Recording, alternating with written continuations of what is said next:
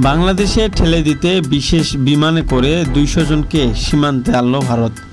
দেশে গণমাধ্যম থেকে জানা গেছে, ভারতের গুজরাট রাজ্যে বসবাসকারী 200-এরও বেশি ব্যক্তিকে সন্দেহভাজন অবৈধ বাংলাদেশি আখ্যা দিয়ে গ্রেপ্তার করেছে দেশটির আইনশৃঙ্খলা বাহিনী। এরপর তাদের বিশেষ করে একটি ভারতীয় বিমান বাহিনীর ফ্লাইটে করে উত্তর পূর্বাঞ্চলীয় সীমান্ত রাজ্যগুলোতে নিয়ে যাওয়া হয়েছে। জানা গেছে, এসব মানুষকে বাংলাদেশে পুশিন বা জোরপূর্বক ফেরত পাঠানোর প্রক্রিয়া শুরু হয়েছে। ভারতীয় সংবাদ মাধ্যম ইন্ডিয়ান এক্সপ্রেস জানিয়েছেন, আটক 200 জন সন্দেহভাজনকে একটি বিশেষ বিমানে করে বৃহস্পতিবার 4 জুলাই সীমান্ত রাজ্যগুলোর দিকে স্থানান্তর করা হয়েছে।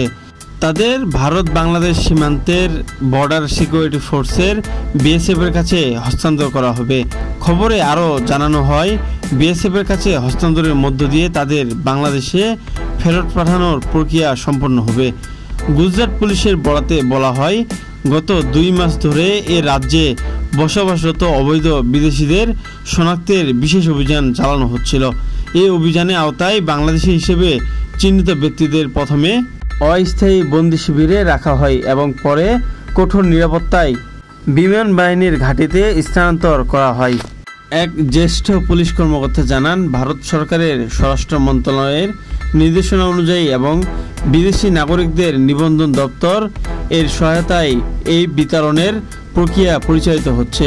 তিনি আরও বলেন, এইসব অবৈধ অধিবাসীদের সীমান্তবর্তী রাজ্যে নামিয়ে দেওয়া হবে, যেখান থেকে বিএসএফ তাদের বাংলাদেশে পাঠাবে। সম্প্রতি জম্মু কাশ্মীরের পেহেলগামে হামলার পর ভারতের কেন্দ্রীয় সরকার অবৈধ বিদেশি শনাক্ত ও দেশ থেকে বহিষ্কারের প্রক্রিয়া আরও জোরদার করেছে। বিশেষজ্ঞরা বলছেন, ভারতের বিভিন্ন রাজ্যে মাঝে মধ্যেই বাংলাদেশি অবৈধ অভিবাসী বলে ধরপাকড় হয়। তবে এ ধরনের ব্যাপক আকারের এবং বিমানযোগে অভিবাসী স্থানান্তরের ঘটনা বিরল।